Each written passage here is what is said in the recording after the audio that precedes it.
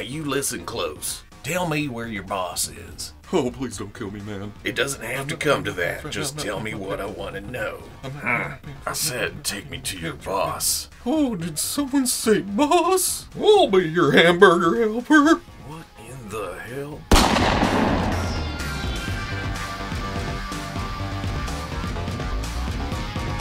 Gung-Ho to Duke. I've secured a disguise and I'm going in. Okay people, welcome back to another Fwoosh review. Today let's take a look at the Hasbro G.I.Joe Classified Series Wave 2 Gung-Ho. I've said it a lot recently, but man, G.I.Joe has taken over my brain pan. Yes, Wave 2, along with the Cobra Island stuff, is showing up at some Targets. Not all Targets, but just some. So special thanks to Rob and Kaiden, who were nice enough to pick this up for me, send it my way, and looking at the package, it's what we're used to seeing, you know, since this line's been out a whole 2 or 3 months now. Windows showing most of what's going on here. It is going behind the graphic a little bit because of how big Gung-Ho is. And just looking at him in the package, especially his head size, it's a big beefy boy. Have the artwork down here, same with the side, and wait, okay, that is his shoulder. I thought, oh, who's peeking in Gung-Ho's picture? On the back, here's the poster that kicked it all off. We saw this and was like, oh, this is going to be interesting. And we've gotten the majority of these at this point, except for Alley Vipers. But we need some Trouble Bubbles and some smaller vehicles. I don't know if we'll ever get this kind of stuff, but who knows? On the other side here is their new file card system. You have to actually go on the website and decode it. That's what it says. But Gung-Ho is a level 3 environmental specialist when it comes to the jungle, and then level 3 jungle combat, along with level 2 heavy weapons and hand-to-hand combat. On the top, there's the star, more window. He is number 7 in the series. On the bottom, legalese barcode, but let's get this open and see just how much Cobra ass Gung-Ho's gonna kick. Taking off the trash around my plastic. I'm sure they're all like this because of the graphic right there, but it feels empty. Should be like extra hidden stuff or something.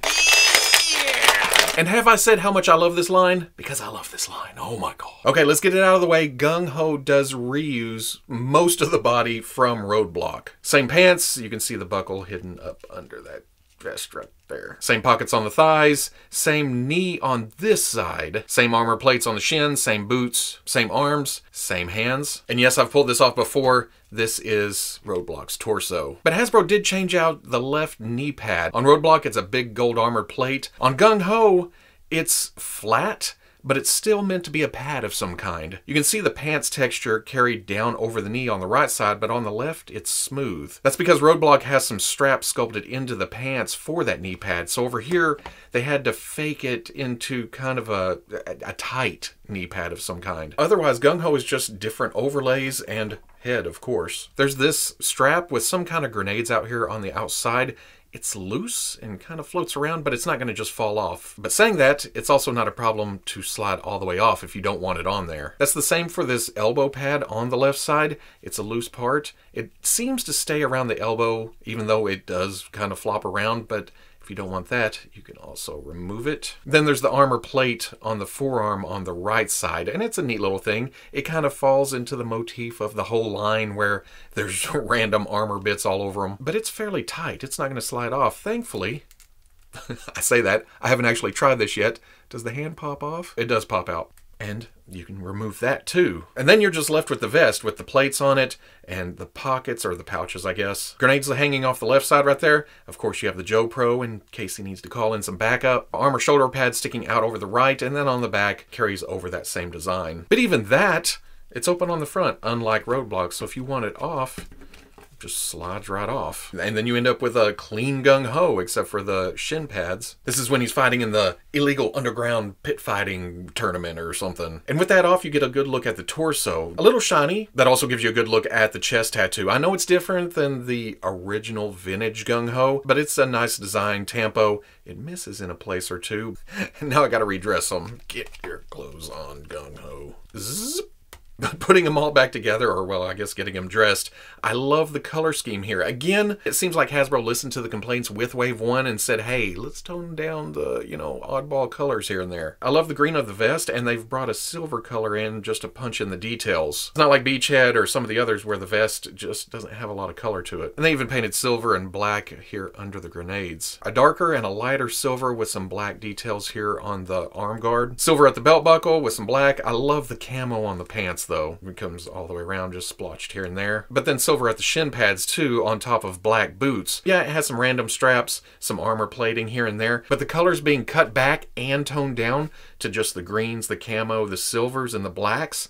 Everything seems to fit together here. It doesn't feel as random as some of the figures from Wave 1 with the gold and the red. It just seems like too much going on. Don't get me wrong, I like this figure, but I like the direction they seem to already be heading with Wave 2. Because that brings us up to the head, and I don't know, this isn't my mind's eye of Gung-Ho, but I'm slowly coming around to it. The handlebar mustache is a bit darker than the hair up on the mohawk. I get very Chuck Liddell vibes, and I think I'm saying his name right, but he played Gung-Ho in the Ballad of G.I. Joe a few years back, and it just feels like they've taken some cues from that for this design. But at the same time, the sculpt, especially these wrinkles in the forehead, he comes across as a bit grizzled. And with the eyes, it's almost tired looking. Don't get me wrong, he's still full of fight, but he's seen some battles. And this is usually where I throw the gripes in. With the G.I. Joe line, one of my main gripes has been the vests and the armors. They're usually closed up and block the mid-torso joint. Here,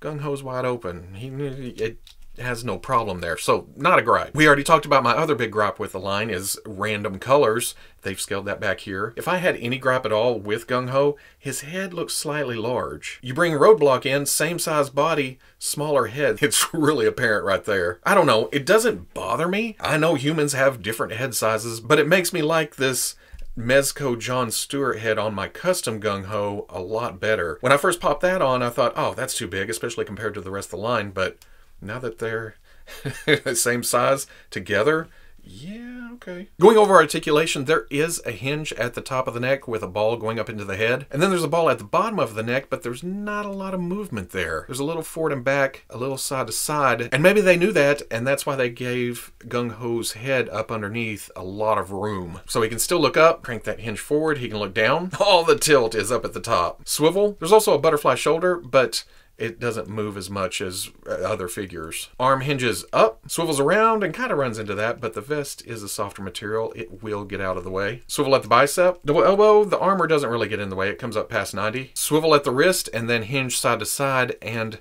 both hands are side to side. Hinge in the mid-torso, ball at the waist. Together, you can get this far and then crank down. Yeah, that's not bad for a big guy. Arc back, tilt. Actually, that hula hoops all the way around. Drop down at the hip, and when I first got this out of the package, when I would lower one, the other would raise up, and then swap.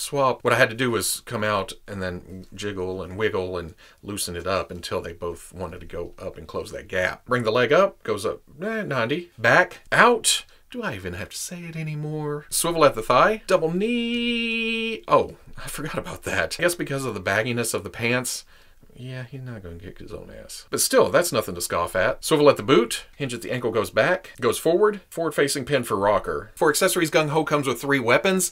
I'm sure there is some Nerf equivalent of these that I don't know about because I've never bought a lot of Nerf guns, but at least these are in silver this time around. Sure, they're still made-up guns. They're probably lasers of some kind. With them being in the actual weapony color, I'm okay with these. Especially this one since it's the most grenade launcher looking. Unfortunately, that one also has the most guard to it, so you really have to get in there and try to get it into his hand. It's not a problem with the ones without it, just push and twist. Do some pushing, do some twisting.